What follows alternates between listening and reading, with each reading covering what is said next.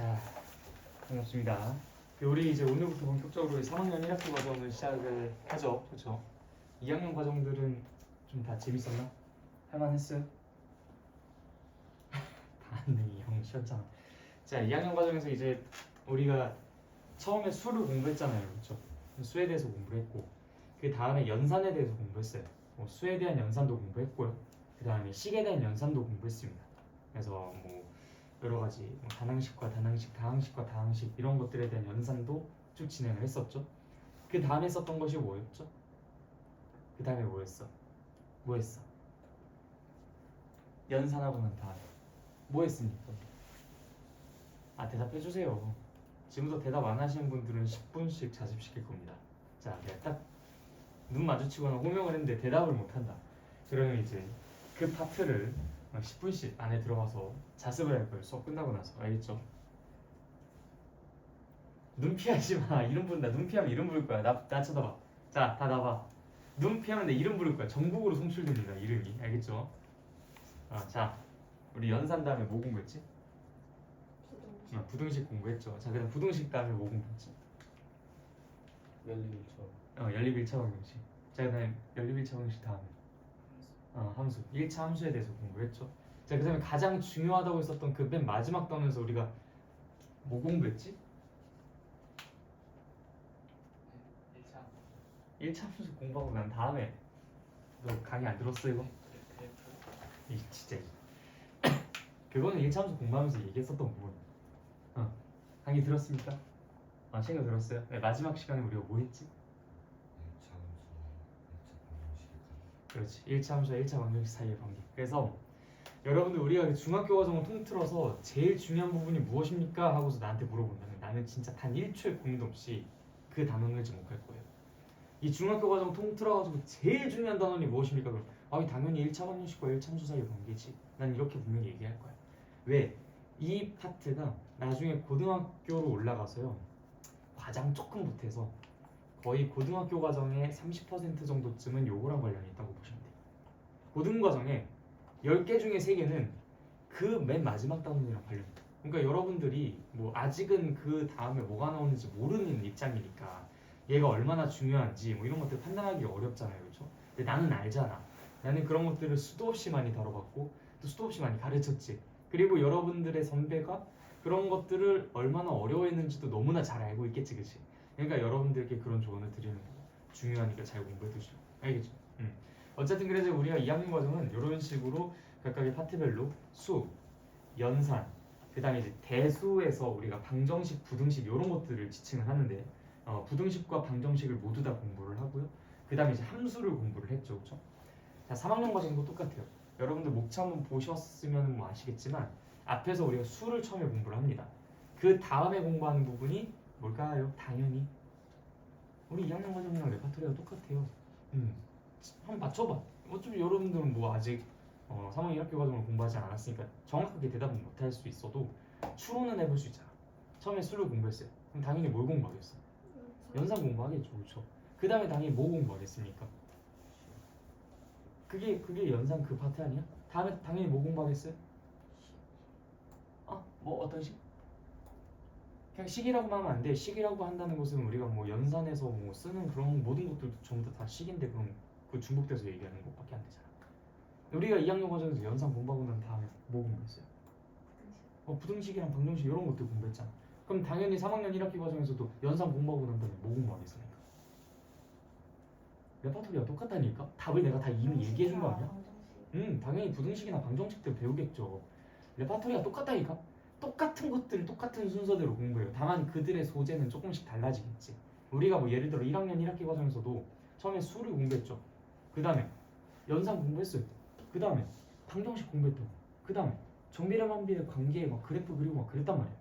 이게 그대로 위로 이렇게 딱딱딱 하나씩 올라와가지고 우리가 새로운 것들 학습하지 않았습니까? 3학년 과정도 그렇다는 얘기야. 지금 그 얘기하고 싶어서 그래요. 당연히 이제 방정식 부등식을 공부하고 난 다음에 뭐 공부하겠습니까? 3학년 과정에서 뭐 공부하겠어요? 맨 마지막에 우리 뭐 공부했습니까? 함수 공부하겠죠. 당연히 함수 공부하겠죠. 이런 것들을 기본적으로 머리에 장착하고 난 상태로 공부를 해주시는 것과 아무 생각 없이 공부하는 것은 진짜 하늘과 땅 차이입니다. 그래서 여러분들이 공부라는 것은요, 이 스토리랑 맥락이 있어요. 이 맥락에 따라서 우리가 각각의 타이밍에 어떤 것들을 공부할지, 그것들은 이전에 공부했었던 것과 어떤 식으로 관련이 있는지, 이런 것들에 대해서 반드시 생각해 주셔야 됩니다. 아, 그냥 그거 뭐 귀찮게 뭐하러 생각해요. 그거 안 해도 문제 푸는데 지장 없던데요? 그래서 보통 평범한 사람들이 평범한 사람들이 되는 거예요. 그렇게 생각하는 사람들이 대부분이라서 그 사람들이 다 평범한 사람들이 되는 거예요. 그러니까 그 사람들이 전부 다 수학을 잘하진 않잖아요.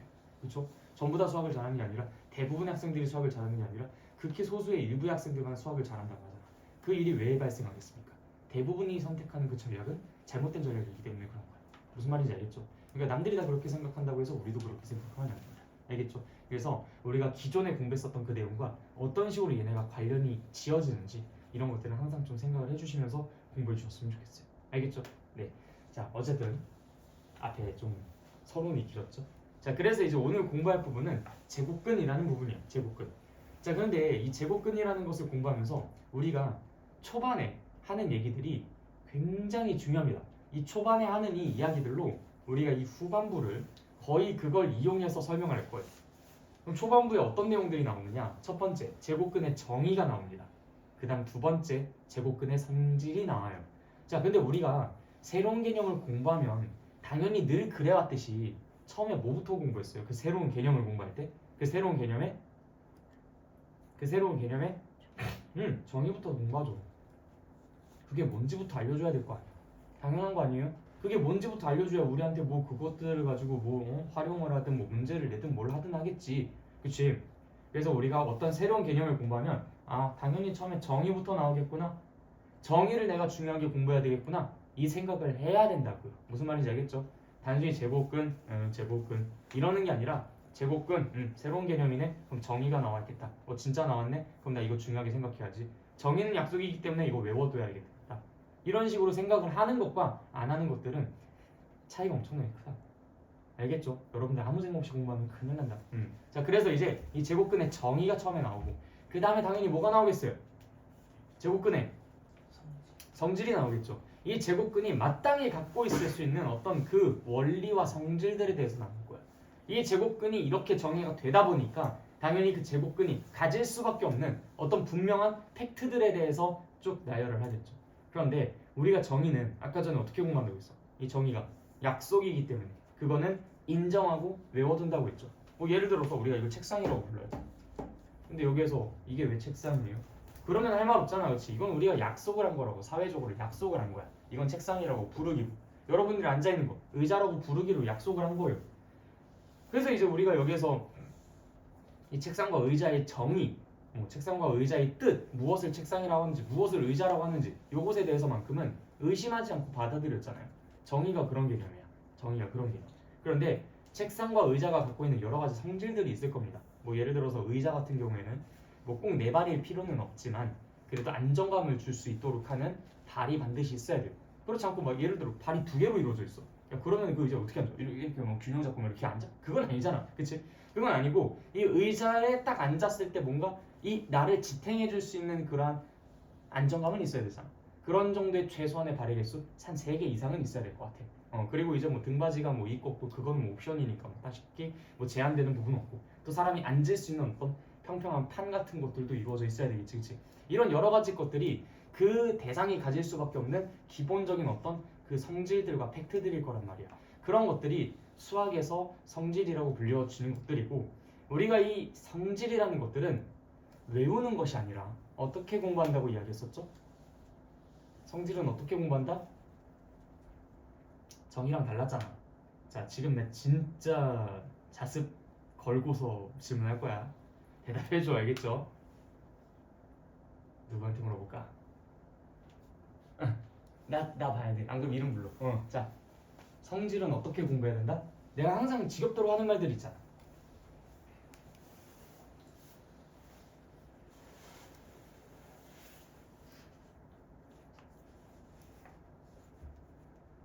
자, 흑기사 자청해 봅시다. 흑기사. 내가 대답할 수 있다. 도리도리야? 우리 성질 어떻게 공부해보겠어? 성질.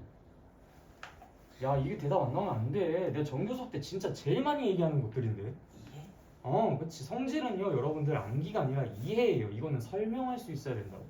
예를 들어서 수학에서 말하는 어떤 개념이 갖고 있는 정의는 이건 우리가 받아들여야 하는 이미 약속되어 있는 개념의 뜻이에요. 뜻. 요거에 대해서 우리가 의심할 것도 없고 설명할 것도 없어요. 우리가 뭘 설명을 해? 그건 약속인데 그렇게 하자고 약속하고 협의한 부분인데 어떻게 그걸 설명합니까? 그건 설명의 대상이 아니라 그거는 우리가 받아들여야 하는 대상이에요. 근데 성질은요? 얘가 이러이러한 성질들을 갖는데 그럼 우리가 그렇구나 알겠어 그리고 문제 풀고 이게 제일 바보 같은 행동이라고 했잖아. 성질들을 공부할 때는 여러분들이 어떻게 공부해야 되느냐? 왜 그 성질이 성립할 수밖에 없는지 왜 그 성질이 성립할 수밖에 없는지 그것들을 이해하고 설명할 줄 알아야 돼. 그렇지 않고선 그 성질을 알았다고 할 수 없어요. 그건 단순히 외워서 문제 푸는데 사용한 것뿐이야. 인용한 거야. 인용한 거예요. 여러분들의 것이 아니라 그건 그냥 인용한 거야. 외워서 문제 푸는데 사용했다. 이건 그냥 빌려 쓴 거야. 너네들의 것이 아니라고. 근데 성질에 대한 문제들을 풀 때는 어떻게 해야 된다? 이것들을 이해하고 내가 정확하게 공감하고 그것들을 설명할 수 있는 그런 자격을 갖추고 있는 상태에서 그 문제를 보고 이건 이러이러하니까 이 성질이 성립해. 이건 저러저러하니까 저런 성질이 성립해. 라고 직접 말을 할 수 있어야 된단 말이야. 여러분들의 머릿속에서 꺼내 쓸 수 있어야 된다고. 이 둘의 근본적인 차이가 있어요. 그래서 내가 지금 이 두 개의 차이를 가지고 이렇게 집요하게 말씀드린 이유는 정의를 공부할 때랑 성질을 공부할 때 여러분들이 다른 스탠스를 좀 취하셔야 오늘 학습하는 내용들이 제대로 받아들여질 겁니다. 알겠죠? 내가 사전에 이 이야기를 이렇게 길게 하는 이유가 있어요. 오케이. 자, 제곱근에 대해서 이야기해 보도록 하겠습니다. 자, 지금부터 쓰는 것은 제곱근의 정의예요. 자, 우리가 제곱근이라고 하면은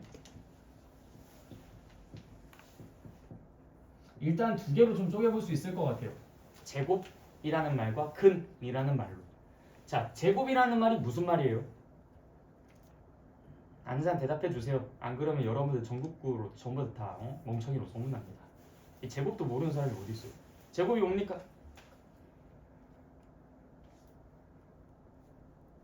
나 진짜 이름 부를 거야. 진짜예요. 제곱 빨리 얘기해 보세요. 네, 2번 곱하는 거. 어떤 숫자를 2번 곱하는 거. 진짜 여러분들 대답 안 하면 나 수업 안 한다 진짜로. 나 혼자만 하는 수업은 의미가 없어. 너네들이 직접 참여해야 돼.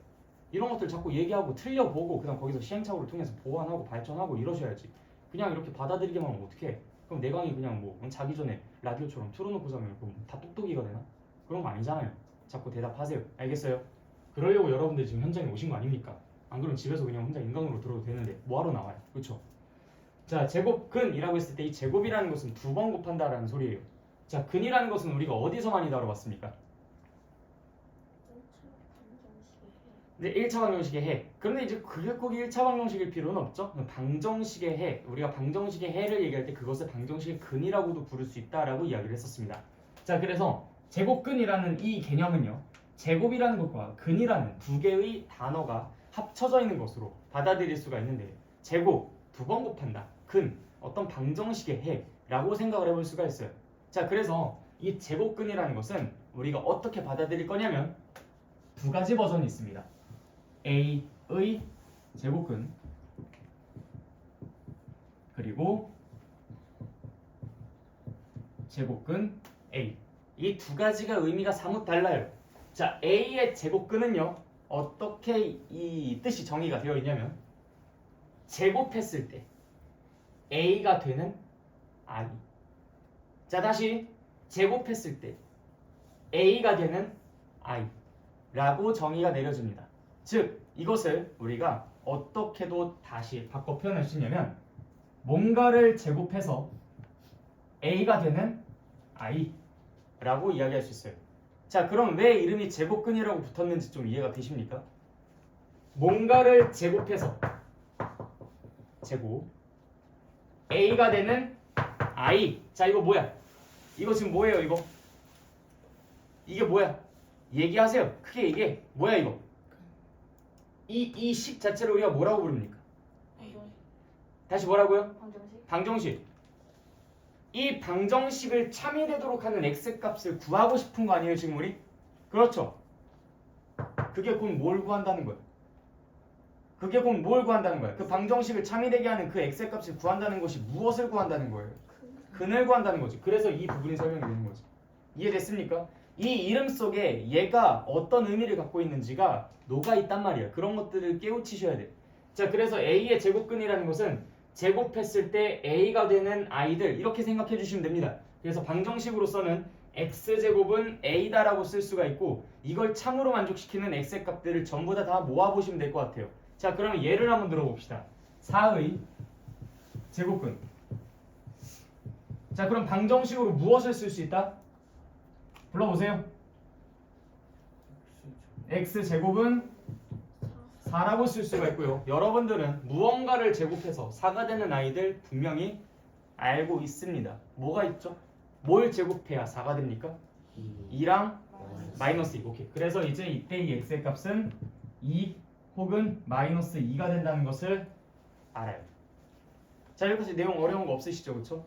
이 정의에 입각해서 우리가 4의 제곱근을 해석해 보았습니다. 오케이? 이해됐어요? 자, 이거를 한국어로 그래도 지우개 어디였나? 뭐야? 아, 여기 있나? 이거를 이제 한국어로 좀 여러분들이 알기 쉽게 정의를 적어보도록 할게요. A의 제곱근이라는 것은 제곱해서 A가 되는 수라고 할 수 있습니다. 자, 이거 지금 여러분들 외워두세요. 이건 약속이라 했잖아. 이건 우리가 외워둬야 돼. 좀 시간이 필요한 과정일 겁니다. 시작해보세요. 외워봐. 내가 좀 이따 물어볼 거야. 오늘 이 시간을 지배하는 것이 바로 이것의 정의와 이것의 정의입니다. 이 두 개의 정의를 여러분들이 제대로 모르고 있으면 오늘 하는 말들이 아무것도 이해가 안 갈 거예요. 혼란스럽기만 할 것이고 이건지 저건지 헷갈리고 그래서 예의 정의와 예의 정의는 우리가 분명하게 짚고 넘어갈 겁니다. 여러분들 반드시 외워두셔야 돼요.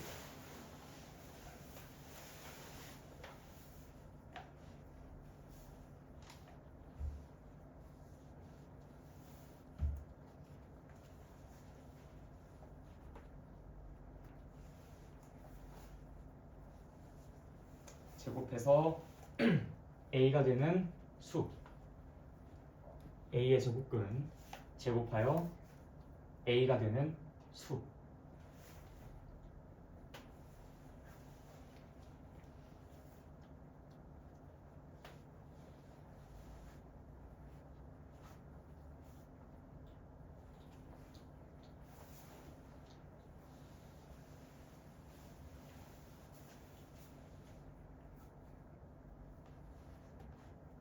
나 아직 못 외웠다 좀. 나 아직 못 외웠다. 다 되셨죠? 자, 그러면 물어보겠습니다. A의 제곱근 제곱해서 A가 제곱하여 A가 오케이. 자, A의 제곱근은 제곱해서 A가 되는 수를 말합니다. 꼭 기억해 두세요. 그럼 얘는 뭐냐? 거의 뭐 얘랑 싱크로율 90%입니다. 거의 흡사해요. 자, 얘의 정의를 얘기해 드릴게요.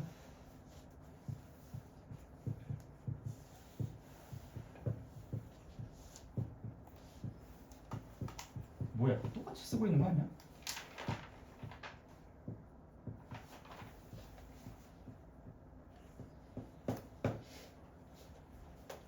뒷부분이 좀 다르죠? 근데 이 부분은 편의상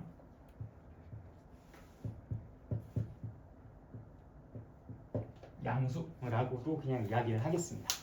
근데 왜 내가 여기에서 같다라고 안 하고 이렇게 근사값이라고 썼을까?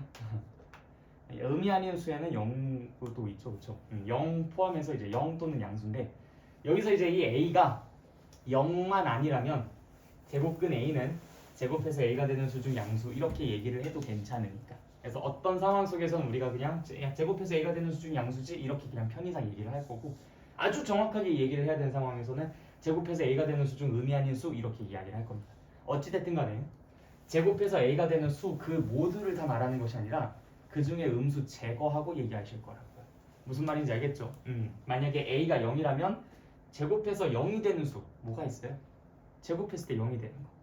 0이 있죠, 그렇죠? 그래서 그런 특수한 상황을 제외한다면 제곱해서 a가 되는 수 중 양수라고 얘기해도 사실 의미는 통합니다. 무슨 말인지 알겠죠? 되게 비슷하죠, 그렇죠? 그래서 이제 얘네 둘을 구분하자면 a의 제곱근은 제곱해서 a가 되는 수 전부 다 싹 다 긁어 모으시면 돼요. 제곱근 a라는 것은요, 제곱해서 a가 되는 수 중 음수는 제외하고 나머지만 가지고 오면 돼요. 그럼 0 또는 양수일 겁니다. 그런데 제곱해서 0이 되는 수만 0이 답이지 나머지에서는 그런 게 있을 수가 없죠. 그렇기 때문에 a가 만약에 0이 아니라면 제곱해서 a가 되는 수 중 양수를 가지고 온다 이렇게 얘기하셔도 의미는 통합니다. 이해됐어요? 그래서 편의상 이렇게 얘기할 수도 있고 아니면 정확하게 이렇게 얘기를 할 수도 있다. 자, 이것도 외워두십시오. 아, 음수를 배제하면 되겠구나. 제곱근 a라는 것은 제곱해서 a가 되는 수 중 양수, 즉 음수를 배제하면 되겠구나. 녹화되고 있는 거 맞지?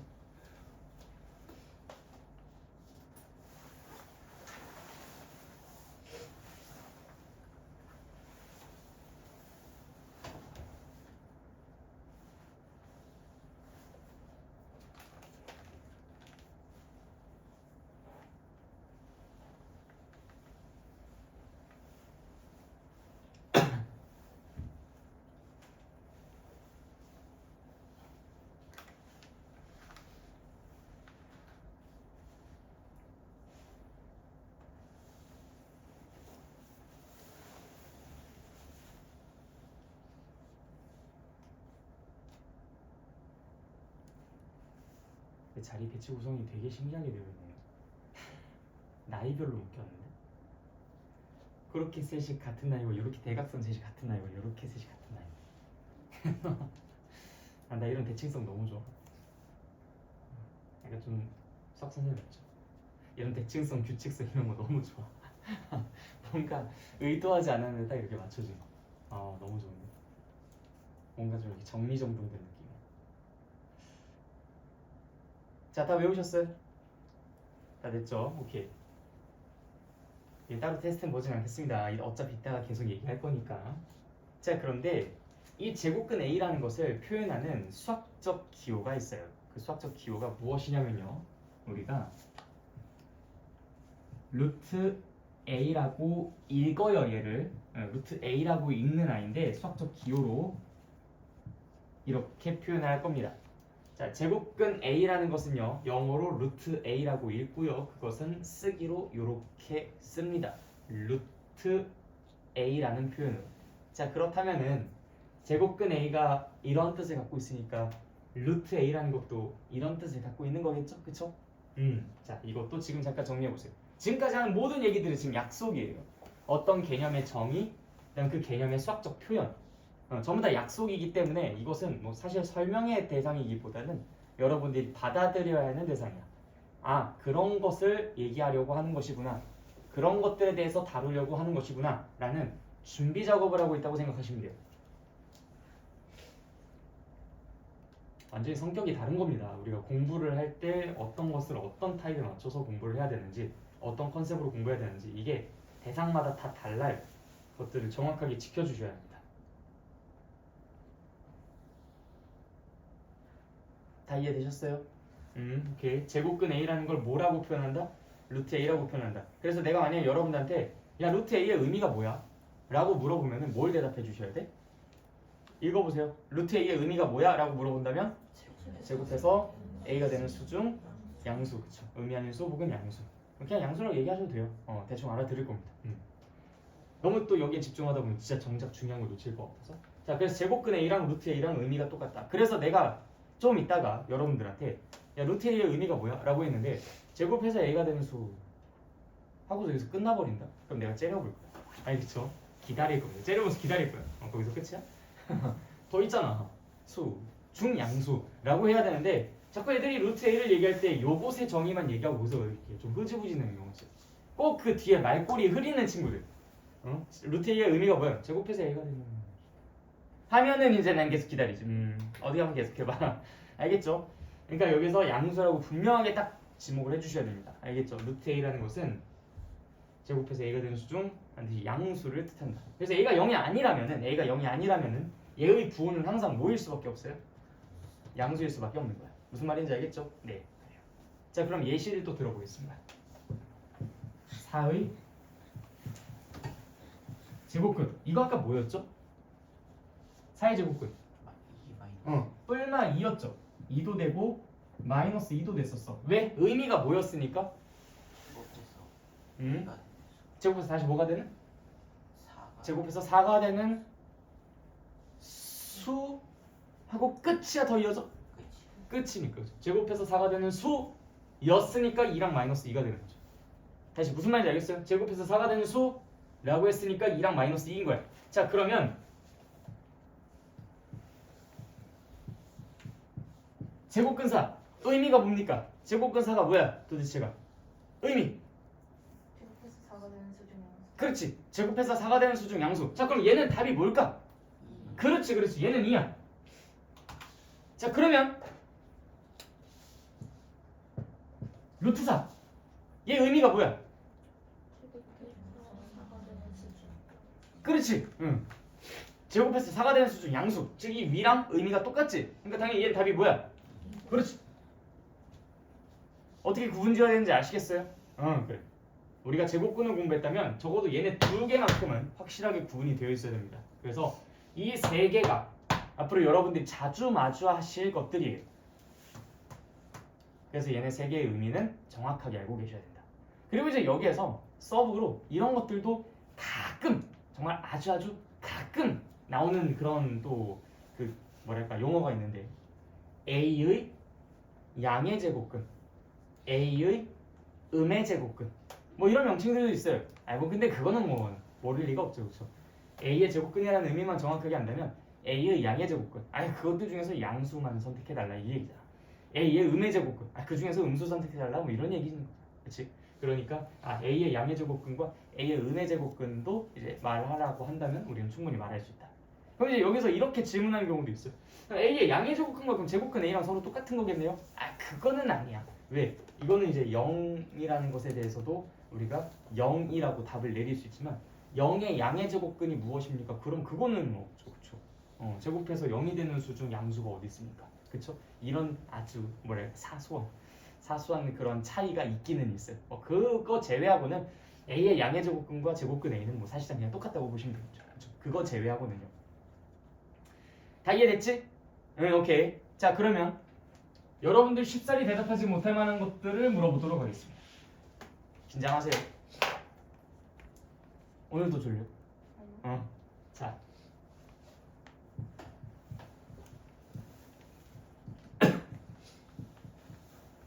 (5의) 제곱근. 제곱해서 5가 되는 게 뭐가 있어요? 아까 전에 우리 4는 뭐 잘 대답들 하셨던 것 같은데 제곱해서 5가 되는 게 뭐가 있죠? 루트 5. 왜 그럼 우리는 루트 5라고 쓸 수 있어요? 제곱해서 5가 되는 수중 양수니까. 뭐가? 루트 5가 제곱해서 5가 되는 수중 양수니까 루트 5를 제곱하면 5가 되죠. 그러니까 루트 5가 되고요. 끝이에요? 마이너스 루트 5. 자, 봐봐요. 좋은 시도이긴 했는데 얘의 의미를 먼저 정확하게 얘기를 할 수 있어야 이걸 정확하게 마무리까지 지을 수 있어요. 방금 전에 5의 제곱근 뭡니까? 했을 때 루트 5 하고 끝났잖아요. 그러면 좋은 시도였지만 결국엔 답은 틀린 거야. 그쵸? 왜요? 5의 제곱근이라는 것의 의미가 뭡니까? 제곱해서 5가 되는 수였죠. 그쵸? 자, 근데 제곱해서 5가 되는 수는 우리가 뭐 어떤 숫자로 쓸 수가 없는 거야. 그래서 여기에서 잠깐 멈칫하고 있었어요. 그런데 제곱해서 5가 되는 수 중 양수라는 의미를 갖고 있는 수학적 표현을 우리가 방금 공부했죠. 그 표현은 뭐? 루트 5. 자 그러면 제곱해서 5가 되는 수 중 양수는 우리가 루트 5라고 쓸 수 있고, 그럼 당연히 제곱해서 5가 되는 수 중에 하나가 루트 5라면 그럼 다른 하나는 당연히 뭐가 되겠습니까? 마이너스 루트 5. 그러니까 얘를 표현하는 방법은 가 되겠다라고 우린 합리적으로 추론할 수 있어요. 당연한 거죠, 그렇죠? 그러면 제곱근 5 5라면은 당연히 이건 뭐라고 쓰면 된다? 네, 루트 5라고 쓰면 된다. 너무 쉬워요, 그렇죠? 자, 그럼 다음 문제.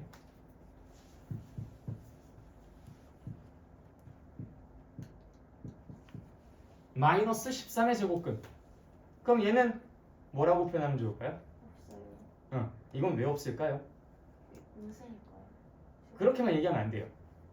보다 더 정확하게 구체적으로 끝까지 마무리 지으셔야 됩니다. 설명이라는 것은요, 발표가 아니라 상대방을 이해시키는 작업이에요. 근데 여기서 음수니까 하면은 모르는 사람 입장에서는 그거를 딱 들었을 때 이렇게 생각할 수밖에 없어요.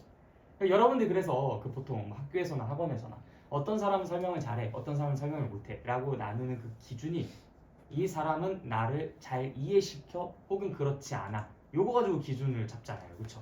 그런데 여기서 키워드만 딱 내뱉고서 그냥 거기서 딱 끝내버리면 이건 설명이 아닙니다. 이거는 그냥 힌트를 주거나 아니면 발표를 하거나 뭐 대충 요런, 그러니까 설명의 목적이라고 일단 그냥 내가 알고 있는 걸 그냥 던진 거야. 그러니까 그거는 이제 설명이 아니죠. 정확하게 설명까지 해내실 수 있어야 돼요. 우리가 그런 것들을 이제 목적으로 하고 공부하고 있으니까. 마이너스 13의 제곱근 왜 없을까요? 왜라는 질문을 했으니까 그에 맞춰서 대답해 봅시다. 왜 없죠? 제곱해서 마이너스가 네, 제곱해서 음수가 될 수 없으니까. 제곱해서 음수가 될 수 없으니까 제곱해서 마이너스 13이 되는 수는 이 세상에 존재하지 않을 것이다. 그렇겠죠? 그래서 제곱해서 마이너스 13이 되는 수가 없기 때문에 얘는 존재하지 않는다. 근데 이제 이 의미를 정확하게 이해하지 못하고 답을 쓰는 친구들은 아까의 그 답에 착안해서 루트 마이너스 13, 마이너스 루트 13 뭐 이런 식으로 이제 쓸 수가 있겠죠. 뭐 그러다가 다 틀리는 것이겠지만, 그치? 그래서 이렇게 쓰지 않도록 조심해라. 존재하지도 않는 수인데 우리가 그것을 어떻게 쓰겠습니까? 그쵸? 라고 얘기했는데 나중에 여러분들이 고등학교 1학년 과정으로 올라가면은 그 수에 대해서도 공부를 합니다. 지금 제곱해서 마이너스 13이 되는 게 어디 있어요? 없어요.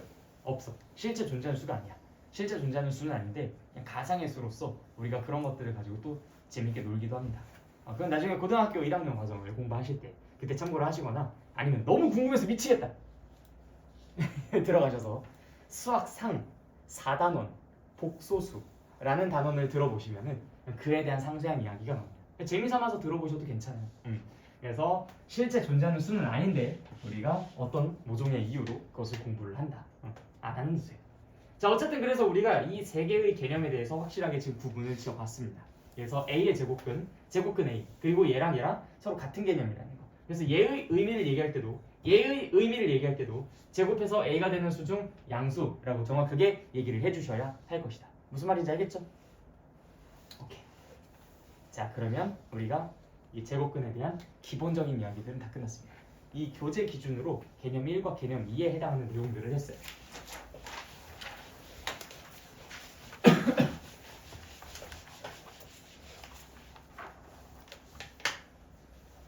자, 그럼 정의를 공부했으니까 당연히 이제 우리 뭐 공부해야 돼? 너 왜 내가 아까 책 안 가지고 온 사람을 물어봤는데 왜 어떤 얘기 안 했어? 자, 여러분들 우리 그 메인 교재는 바이블입니다. 알겠죠? 순막품이라고 되는 여러분들이 집에서 각자 개인적으로 보안 공부를 하실 때 사용하시라 라고 이제 드리는 거예요. 그래서 수업 때는 사용하는 게 수학의 바이블.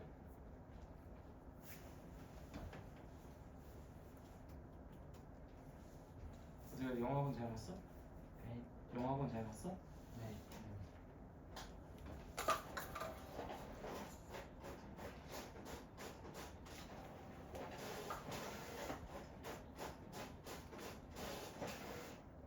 잠시만요. 여러분 개념 3 잠깐 읽어보고 계세요.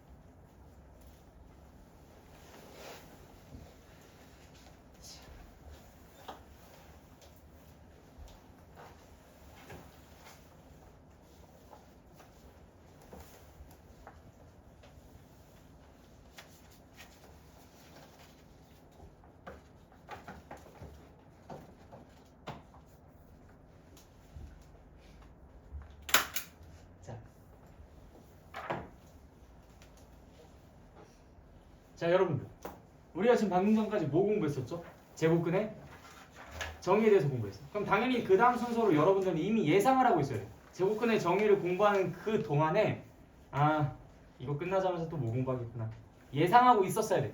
그렇게 이 책과 서로 대화를 하고서 소통을 하셔야 됩니다. 여러분들 다음에 정의 다음에 당연히 뭐 공부하겠어요?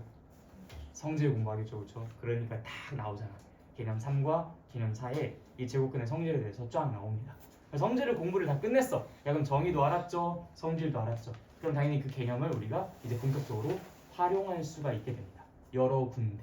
그래서 그것 가지고 뭐 예를 들어서 뭐 우리가 수를 공부했으니까 야, 수를 공부하면 제일 먼저 하는 행동이 뭐야? 우리가 수에 대해서 먼저 공부했어. 여러분들 분수에 대해서 처음에 딱 공부했었을 때, 뭐 혹은 소수에 대해서 처음으로 딱 공부했었을 때, 그 수를 공부하자마자 그 바로 직후에 했었던 그 수 가지고 활용하는 가장 쉽고 단순한 과정이 있었어요. 뭐였죠? 그거는 그 다음에 있었던 일이었어요. 물론 순서가 그렇게 크게 상관 있지는 않지만 연산은 그래서 다음 단원에 나옵니다. 그 수를 가지고 뭐 하죠? 그게 연산이에요. 근데 지금 뭐 흉내내고 있는 거 같지 않아? 같은 시간. 그것도 뭐 맞아요. 근데 뭐 사실 그게 뭐 일단 숫자가 똑같이 생기면 똑같은 거니까 그쵸? 뭐 복소수나 그런 어떤 좀 더 복합적인 개념이지 않는 이상 그 수의 상등에 대해서 이야기하거나 그러지는 않았었죠. 우리가 분수랑 소수 다뤘을 때는 뭐 그랬었지, 그치?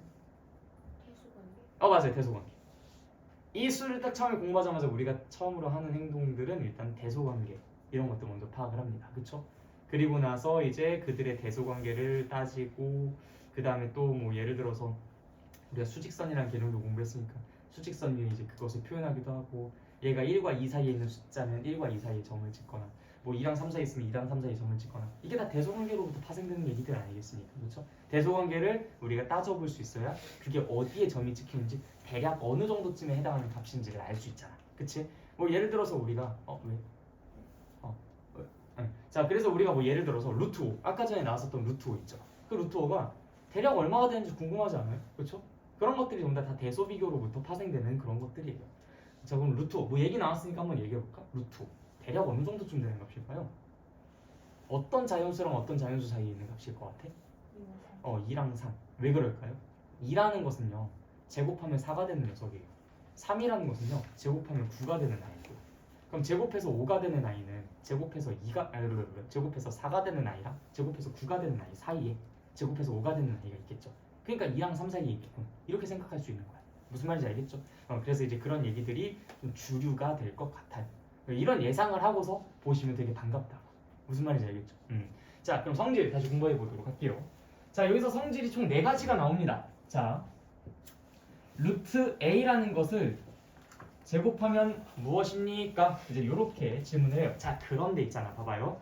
우리가 루트 a라는 것을 쓰려면 기본적으로 전제가 되어야 되는 상황이 있어요. 어떤 상황일까요? 루트 a라는 표기를 하려면 기본적으로 전제가 되어야 되는 a 값의 범위가 있어. 뭘까? 음수가 아니다. A가 음수가 아니다. 음수가 아니다. 따라서 이제 a는 여러분들 책에 보시면 아시겠지만 a는 일단 양수로 전제가 깔려 있는 상태입니다. a가 양수일 때, 그쵸? 보시면 가장 위에 나와있죠. a가 0보다 클 때, a가 0보다 클 때 다음 성질에 대해서 논합시다. 그쵸? 우리가 이 표기를 할 것 같으면 a는 0보다 크거나 같다, 혹은 a가 0보다 크다 이런 식으로 a에 대한 범위가 제한이 되어 있어요. 아무런 얘기가 없으면 a는 음수도 될 수 있다는 얘기이기 때문에 이런 표기를 쓰는 게 안 되는 상황도 생길 수가 있죠. 그치? 자, 그 다음에 두 번째로는 루트 a에 마이너스 1이 곱해진 마이너스 루트 a 혹은 제곱했을 때 a가 되는 수 중 음수라고 우리가 좀 의역해 볼 수 있는 그러한 아이를 제곱하면 그건 또 뭐가 됩니까? 이렇게 이제 질문을 할 수도 있고요. 그 다음에 또 세 번째로 루트 a 제곱은 무엇입니까? 이렇게 질문이 들어오기도 하고 루트 마이너스 a의 제곱이 무엇입니까? 이렇게 질문이 들어오기도 해요. 이렇게 총 4개에 대해서 우리가 공부를 할 예정입니다. 자 그런데 이 모든 것들은 성질이라고 했잖아요. 그렇죠? 그럼 성질은 설명할 수 있는 대상이라고 했어요. 근데 그 성질을 공부하는 것은 정의를 배운 바로 직후잖아, 그치? 정의를 배운 바로 직후죠, 그쵸? 그럼 당연히 이 성질들이 무엇을 기반으로 설명이 되어야 되겠어요? 당연한 거야. 그렇지. 정의를 기준으로, 정의를 기반으로 설명이 되어야 할 겁니다. 그래서 우리가 아까 전에 배웠었던 그 정의만 가지고 얘네가 어떤 값들을 가질 수밖에 없는지 그것들을 쫙 다 설명을 해볼 거예요. 알겠죠? 그러니까 이 순서대로만 공부한다면 당연히 그것들은 그걸 바탕으로, 저것들은 저걸 바탕으로 이런 식으로 이야기가 탁탁탁 맞아 떨어지는 겁니다. 정의를 공부한 바로 직후에 성질을 공부하니까 성질을 설명하기 위해선 정의가 사용될 수밖에 없죠. 다른 데서 헤매고 있을 이유가 전혀 없다라는 겁니다. 무슨 말인지 알겠죠? 자, 루트 a를 제곱하래요. 루트 a의 의미가 뭐였죠? 제곱해서 A가 되는 수준이요. 그렇지. 제곱해서 a가 되는 수중 양수. 이 말을 곰곰이 곱씹어 볼게요. 자, 제곱했을 때 a가 되는 수중 양수라고 합니다. 제곱했을 때 a가 되는 수중 양수. 그걸 제곱하래요. 자, 얘는 우리가 아까 어떻게 의역하기로 했죠? 제곱했을 때 음수가 바보 아니야 이거. 자, 제곱했을 때 a가 되는 수중 음수. 그치? 제곱했을 때 a가 되는 수중 양수를 제곱하면 뭐고, 제곱했을 때 a가 되는 수중 음수를 제곱하면 뭐가 되겠습니까? 요걸 질문하는 거야. 답이 뭘까요? 답이 뭘 것 같아요? 제곱해서 a가 되는 수중 양수를 제곱하래요. 이거 여러분들 되게 무시하는 질문이에요. 이거 질문 듣자마자 되게 기분 나빠야 돼. 왜? 우리 진짜 이거 너무 무시하는 질문. 답을 알려주고서 물어보는 거거든, 사실상. 그쵸? 답을 알려주고 우리한테 물어보는 거라서 딱 들었을 때 야, 너 나 무시하냐? 약간 이런 느낌이 들어요. 왜? 방금 뭐라 그랬어? 제곱했을 때 뭐가 된다고? A. 제곱했을 때 a가 되는 수 중 양수를 제곱한다고 했잖아. 아니, 제곱했을 때 a가 된다고 나한테 지금 방금 전에 얘기를 해놓고서 그걸 제곱하면 뭐가 되냐고 물어보는 거야? 어처구니가 없어야죠. 이거는 우리가 되게 자존심 상해야 되는 거야. 어이가 없네? 나 이거 너무 무시하는 거 아니야? 약간 이런 느낌, 그치? 자, 다시 한국어로 써볼까요? 제곱해서 a가 되는 수 중 양수를 제곱하면 무엇이 됩니까? 제곱하면 a가 된다고 지금 방금 얘기해놓고서 제곱하면 뭐가 되냐고 물어보는 게 이 말이 그쵸? 너무 기분 나쁘시겠죠? 그러니까 뭐다? a다. 방금 말했잖아. 제곱해서 a가 된다. 얘도 뭐다? a다. 제곱해서 a가 된다 했잖아 지금 방금. 이해됐어요? 왜 a가 됐는지? 근데 이걸 이해하는 게 싫어서 선생님 이거 제곱이랑 루트는 서로 약간 좀 방향이 반대잖아요. 루트는 이게 약간 좀 그렇게 제곱을 해. 이거 반대니까 이거 서로 막 이렇게 쌤쌤 돼가지고 없어진 거 아닙니까? 아니야, 그런 거 아니야. 알겠죠? 이 제곱과 루트는 서로 막 쌤쌤 뭐 이런 개념이 아니에요. 무슨 뭐 이게 뭐 퉁치기 뭐 이런 것도 아니고 그런 거 어디 있습니까? 수학에 그런 거 없어요. 수학에 이런 퉁치기라는 개념은 없습니다. 알겠죠? 그래서 이 쌤쌤이 아니라 제곱해서 a가 되는 것을 제곱하니까 당연히 a가 되는 거예요. 알겠죠? 이것도 제곱하면 a가 되는 녀석을 제곱하니까 a가 되는 거고. 이해됐습니까? 벌써 네 문제 중에서 두 문제가 해결됐죠? 자, 얘네들. 자, 의미 생각해보자. 자, 루트 a 제곱. 자, 여러분들은 분명히 루트 a의 의미에 대해서 얘기할 수 있었어요. 그쵸? 그럼 그 a라는 것 대신에 a 제곱으로 바꿨잖아. 그럼 이 의미도 당연히 얘기할 수 있어야지. 그치? 자, 누가 얘기해 볼 수 있는지 볼까? 자, 한번 얘기해봐. 루트 a 제곱 의미는? 오케이, 아주 정확하게 잘 얘기했었어요. 자, 뭐라고 했지? 제곱해서 뭐가 되는? a 제곱이 되는 수중 양수. 이걸 가지고 자꾸 제곱해서 a가 되는 거 제곱한 거예요. 뭐 이런 식으로 얘기한다거나 제곱해서 a가 되는 제곱? 뭐 이렇게 여기에 그냥 이것 대신에 a 제곱으로 바꿔치기만 하면 되는 걸? a 자리에 a 제곱이 들어갔으니까 당연히 a 제곱으로 바꿔서 말하면 되는 거잖아요. 그렇죠? 제곱해서 a 제곱이 되는 수중 양수 이렇게 얘기해 주면 되는 거야. 제곱해서 a 제곱이 되는 수중 양수. 무슨 말인지 알겠죠? 자, 그러면 제곱했을 때 a 제곱이 되는 게 뭐가 있어요? 불러보세요. 제곱했을 때 a 제곱이 되는 게 뭐가 있지? 뭐가 있어요? 다시 뭐라고? 뭐 여기 딜레이가 생겨. A야 마이너스 A야 둘 다야 뭐야? 뭐야 어떤 거야? 답이 뭐야? 너희 답은? 제곱해서 A가 되는 거예요. 네 그러니까 제곱 뭐라고? 다시 제곱해서 A가 되는. 왜 내가 언제 그랬어? 제곱해서 아 A 제곱이 되는. 응, 제곱해서 A 제곱이 되는. 양수를 구하는 거예요, 출되는 거예요. 일단은 제곱해서 A 제곱이 되는 게 뭐가 있어요라고 물었어. A랑 마이너스. 아 확실해요 진짜로? 진짜 마이너스 A도 들어가는 거 맞아? 응 오케이. 자 일단은 그래서 여러분들 제곱해서 A 제곱이 되는 것은 A랑 마이너스 A 이렇게 두 개가 있어요. 일단 이렇게 두 개가 있어요, 그렇죠? 이 중에 누가 양수야? 이 중에 누가 양수야? 누가 양수야? 몰라? 누가 양수야? 자 투표해 봅시다. 자 이 둘 중에 난 1번 후보가 양수인 것 같다. 손. 하나, 둘, 셋, 넷, 다섯. 자, 나 2번 후보가 양수인 것 같다. 손. 네, 오케이. 용자는 없었네요. 자, 모른다. 어떻게 판단하냐? 손. 하나. 야, 나머지 손 안 든 사람 누구야? 씨. 나머지 손 안 든 사람 누구야? 자, 다시 1번 손. 이거 손 들어야 돼요, 이거. 셋 중에 하나는 손 들어야 돼. 자, 하나, 둘, 셋, 넷, 다섯, 여섯, 일곱. 두 번째 거다. 아, 없어요? 근데 모른다. 아 오케이. 자 갈렸네. 7대2야 7대2. 과연 소수가 이겼을까? 아니면 다수가 이겼을까? 자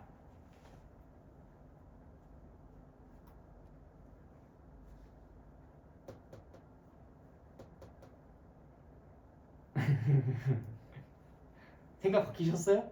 아, 생각 바뀌었어요? 자 1번 손. 오케이 그렇지. 자 지금은 여러분들 이게 전제로 깔려 있잖아. 이게 전제로 깔려 있기 때문에 얘가 양수인 게 맞죠. 그런데 난 이 소수에게도 참 그래도 칭찬하고 싶은 부분이 있어. 왜? 만약에 이 조건이 없었다면요. 이 둘 중에 누가 양수인지 판단할 수 있어요, 없어요? 당연히 없죠. 만약에 이 조건이 없었다면 당연히 판단 못해요. 그때는 세 번째 선지가 정답이야. 그치? 그런데 이 조건이 있었기 때문에 우리가 둘 중에 얘가 양수다라고 확신할 수가 있었던 거예요. 그래서 이 둘 중에 누굴 답으로 써야 돼? 얘를 답으로 써야 돼. 무슨 말인지 알겠죠? 다 이해됐어요? 오케이. 자, 그럼 계속 넘어갈게요. 그래서 얘는 답이 뭐다? A다. A랑 마이너스 A 두 개의 후보 중에서 양수를 골랐는데 그것이 A가 되었다. 이해됐죠? 자, 이것도 마찬가지야. 자, 제곱했을 때 마이너스 A의 제곱이 되는 것 중 양수라는 의미를 갖고 있겠죠? 왜? A라는 자리에 마이너스 A의 제곱이 들어갔으니까 당연히 그 자리에다 마이너스 A의 제곱만 쏙 집어넣어서 말해주면 돼. 그냥 마치 대입하는 그런 느낌인 거죠, 그렇죠? 자, 그러면 제곱했을 때 마이너스 A의 제곱이 되는 것이 뭐가 있을까요? 뭐가 있어요? 일단 여기 대놓고 나와 있는 거 먼저 불러주셔야죠.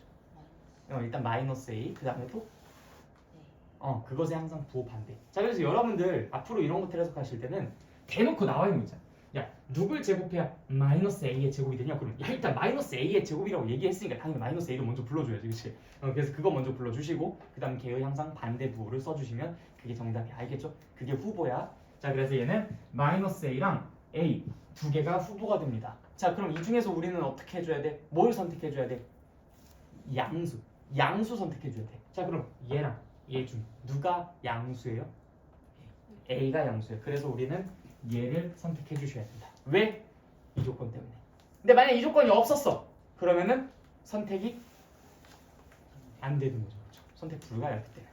이해됐습니까? 그래서 이때도 우리는 답을 A라고 쓸 것이다. 무슨 말인지 잘 이해했어요? 응, 좋아. 자, 그런데 쌤쌤 학생의 입장에서는 이게 어떻게 해석이 됐었는지 그거 한번 유추해 보도록 합시다. 쌤쌤 학생. 쌤쌤이니까 A. 운 좋게 맞았어요. 자, 이거 쌤쌤이니까 이거 어떤 친구를 마이너스 A라고 써다가 나한테 이제 뭐 혼나는 친구도 있고. 그 마이너스 제곱이니까 그 A지 않을까? 그래서 이제 여기서 단신이 또 살아남는 친구가 있어요. 쌤쌤이니까 A. 다행이야. 여기까지 괜찮아? 쌤쌤 친구도 꽤 잘하네, 그치? 자, 여기서 쌤쌤 간대. 쌤쌤에서 마이너스 A 하다가 이제 나한테 이제 뒤지게 혼나는 거야. 그러다 알겠죠? 쌤이 그래서 어떤 상황에서는 되고 어떤 상황에서 안 되기 때문에 그들 입장에서는 되게 기복이 크게 나타나요. 어떤 문제들은 되게 자기가 잘 푸는 것처럼 보이는데 어떤 문제들은 막 내가 왜 틀렸는지 모르겠는 거야. 그래가지고 막 물어봐가지고 막 설명 듣고 나서 알겠어요 막 그러면서 이제 넘어갔고 이제 그런 친구들이 이제 여기서 이제 그렇게 쌤 막 이러다가 틀리고 거의 뭐 그래서 정답률이 50% 내든 75% 요렇게 이제 나타나는 그런 친구들이 되지는 말죠. 우리는 언제나 100% 정답률을 추구해야 하니까 그 의미를 정확하게 이해를 한 상태로 그 답이 나올 수밖에 없음에 주목을 한다. 그리고 그 쌤 친구들을 걸러낼 수 있는 매우 좋은 그러한 장치도 있죠. 이렇게 써놓고 얘네들은 당연히 물어볼 수가 없죠. 왜냐면 이 루트나 음수가 들어갈 수는 없으니까 얘네들을 물어보는 거예요. 그럼 막 걔네들은 이제 혼란의 도가니에 빠지는 거죠. 뭐 A가 음수라고 했는데 뭐 요거 A라고 쓰고 요거 A라고 써가지고 틀린다든지 요거 A라고 쓰고 요거 마이너스 A라고 해가지고 또 하나 맞고 하나는 틀린다든지 근데 뭐 예전에 내가 맞았던 건 또 틀린 거고 예전에 틀린 건 또 맞은 거고 뭐야 도대체가 이러다가 이제 너무 어려워요. 근데 우리가 지금 만약에 이 상황에서라면 이 두 개지는 못 물어본다고 했어. 이 두 가지는 못 물어봐. 얘네들은 그럼 답이 어떻게 바뀔까요? 얘 역시 후보는 A랑 마이너스 A라고 했고요. 얘 역시 후보도 마이너스 A랑 A라고 했어요. 그럼 이 중에서 우리는 양수를 골라야 돼. 자, 이 중에 양수를 골라야 돼. 자, 그럼 둘 중에 양수가 누구야? 누가 양수야? 마이너스 A가 양수야. 그쵸? A가 음수일 때라고 가정해봐봐. A가 음수라면 A에 마이너스 1을 곱한 마이너스 A가 양수일 거야. 그치? 자, 당연히 이 둘 중에 후보 누가 양수겠어? 마이너스 1. 그때도 얘가 정답. 그러니까 이 녀석의 범위에 따라서 A가 선택될 수도 있고 마이너스 A가 선택될 수도 있는 거지. 근데 그것을 제대로 구분짓지 못한다면 너무나 힘들겠죠. 근데 그것을 정확하게 구분할 수 있다면 뭐 그거는 그냥 또 말장난하네 이렇게 그냥 우리는 가볍게 흘려넘길 수가 있을 겁니다. 아시겠죠? 네, 오케이. 자, 그러면 개념 4로 넘어가겠습니다.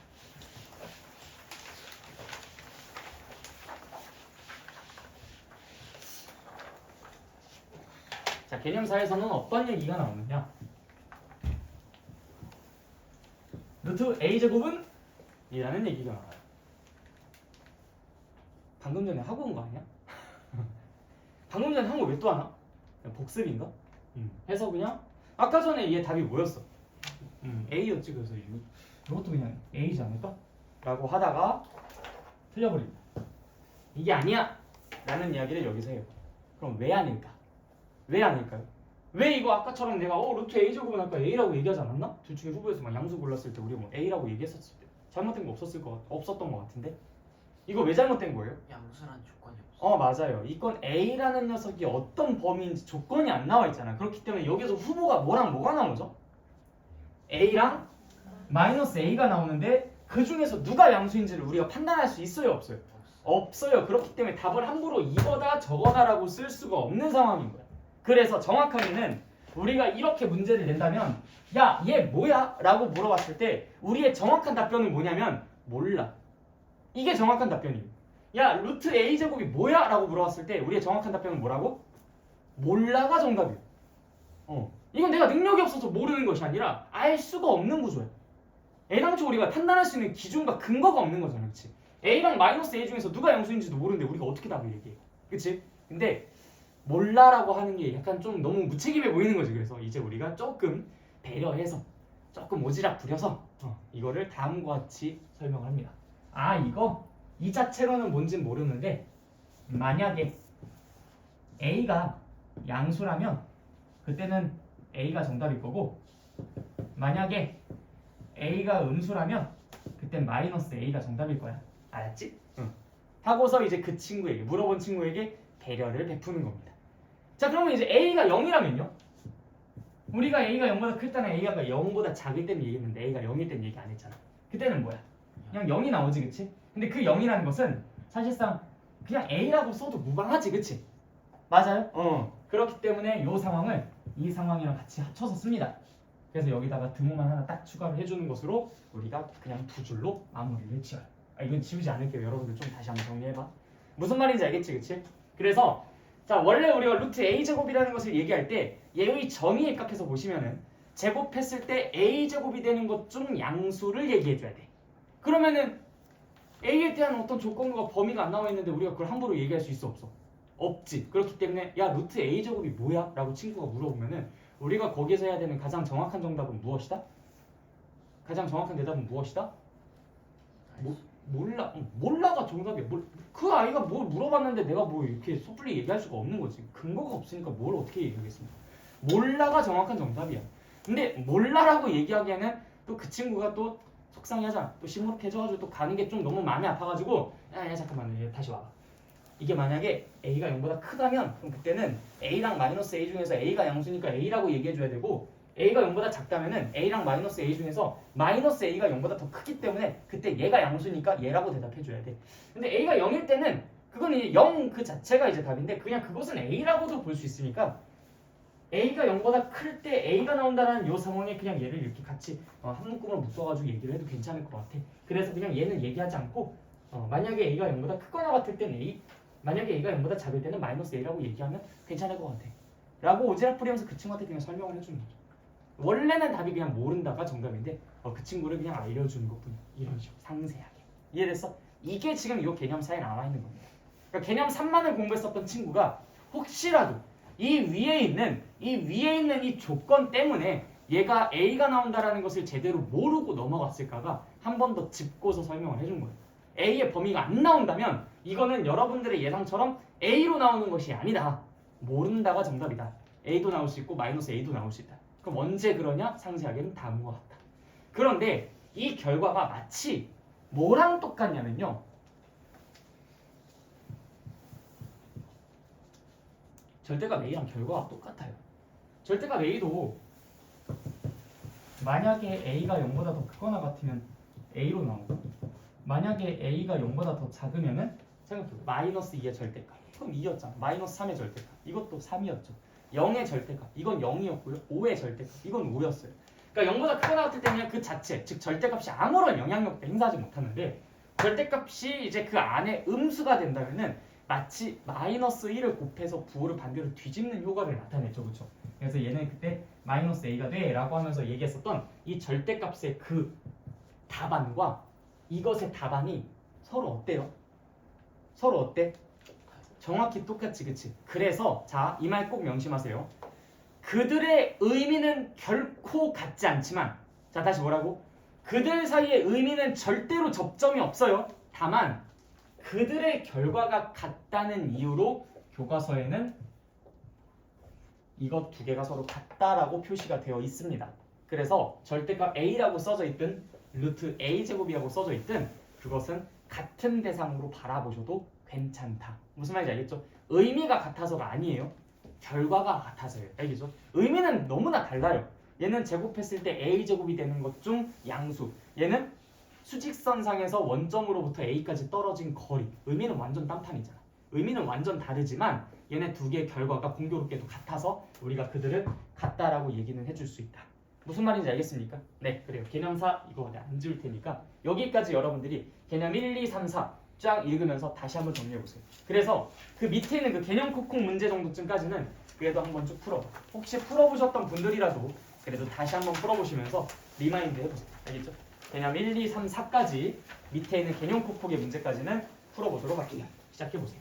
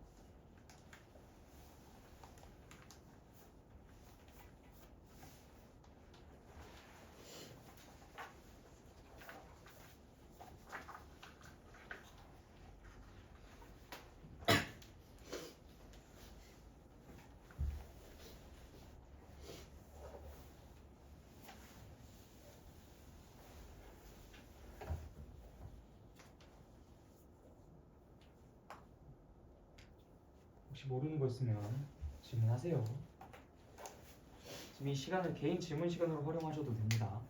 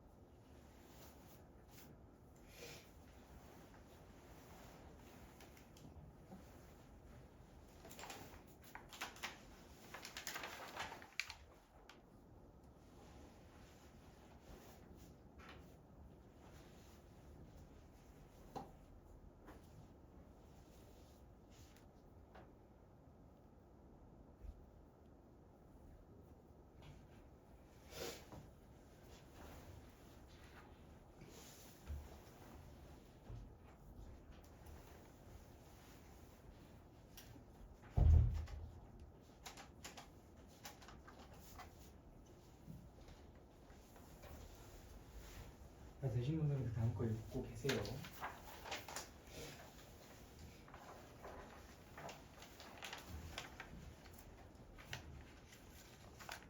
그냥 그거까지는 아니야. 저 뒤에 다 풀었어?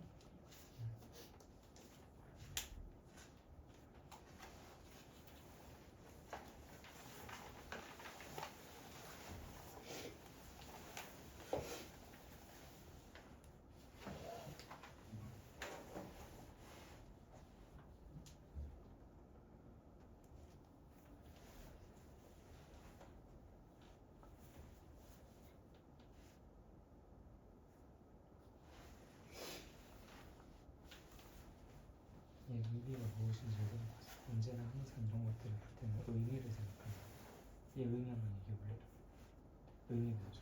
마이너스 49.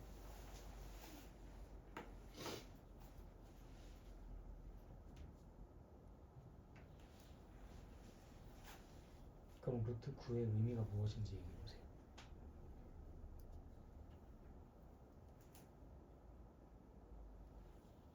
그럼 루트 A의 의미가 무엇인지 얘기해 보자. 루트 A가 제곱해서 A가 되는 자, 수죠. 맞아요. 그러면 그 A 자리에 지금 9가 들어가고 49가 들어가고 지금 이런 거 아니겠습니까? 그럼 제곱했을 때 얘기해 보자. 루트 9의 의미 무엇입니까? 제곱해서 9가 되는 수중 제곱해서 9가 되는 수가 뭐가 있는데요? 80. 제곱해서 9가 된다고 했습니다. 3. 네. 항상 그래서 그 의미를 가지고 생각하는 거예요.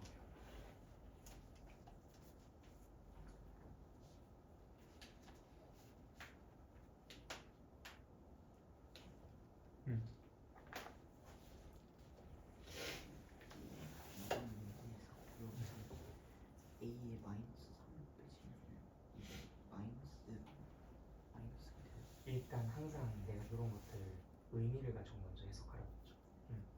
그럼 의미를 가지고 해석했을 때 얘는 후보가 누구랑 누가 나옵니까? 밑에다 써보세요. 마이너스 2랑 네.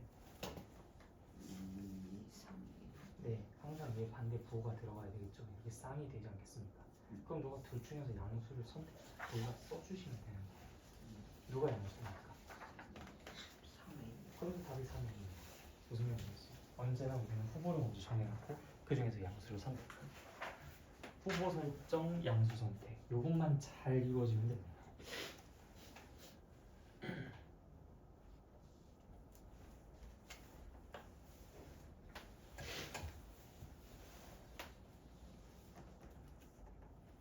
어디까지 되어 있는 거야? 일단은 우리 예습한 거야? 그때 나한테 썼던 거야?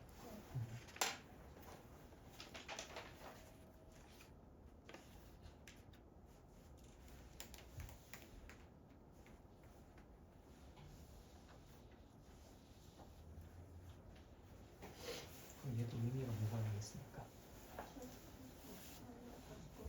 아니에요. 다시 얘 의미가 무엇입니까? 근호항에 마이너스 49라고 적혀있어요. 보이는 대로 얘기하시는 거예요. 그냥 그걸 가지고 너가 해석하고 싶은 대로 해석하는 것이 아니라 보이는 대로 해석하시는 거예요. A라는 자리에 마이너스 49가 들어갔어요? 49가 들어갔어요? 그럼 49라고 바꿨어야지 왜 A 자리에다 마이너스 49가 있습니까? 앞에 있는 이 마이너스가 있다는 이유로 너가 거기에서 제곱해서 마이너스 49 이렇게 얘기해버리니까 거기서 다 무너져. 분명히 A라고 써져 있었던 그 자리에 49가 써져 있으면 제곱해서 A가 되는 수중 양수라고 했듯이 제곱해서 49가 되는 수중 양수 이런 식으로 얘기를 해주셔야 돼요. 그럼 이 앞에 마이너스가 붙어있는 거는 어떻게 하느냐? 의역할 수 있다고 했어. 제곱해서 49가 되는 수중 음수 이렇게 의역을 하시거나 제곱해서 49가 되는 수중 양수에다가 마이너스를 붙인 거, 마이너스를 곱한 거 이렇게 해석하시거나. 그래서 이 해석에 대해서 너가 이 정의에 대해서 흔들림이 없으셔야 여기에는 모든 문제들을 안정적으로 풀 수 있어요. 이 정의를 이용하지 못한다든지 이 의미가 헷갈리면 계속 너가 여기에서 곤란한 상황들이 생길 수밖에 없습니다. 알겠죠? 답이 그래서 5번까지 있습니다.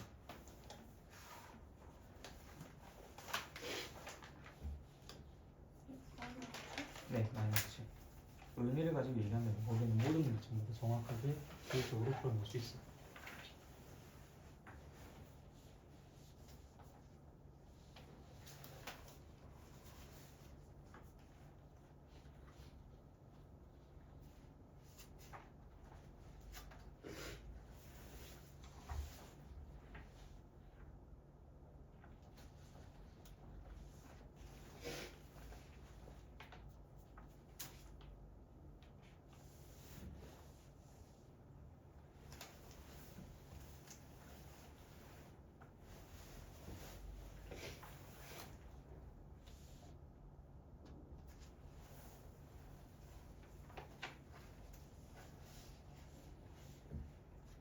자, 그럼 일단 여기까지만 먼저 정리하도록 하고요. 자, 그 다음에 이제 개념 5부터 계속 쭉쭉 이어나가도록 하겠습니다.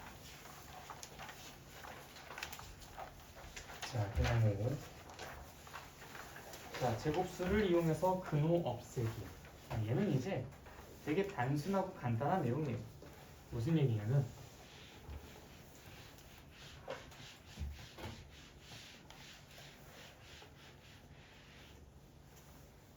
일단 여기서 말하는 근호라는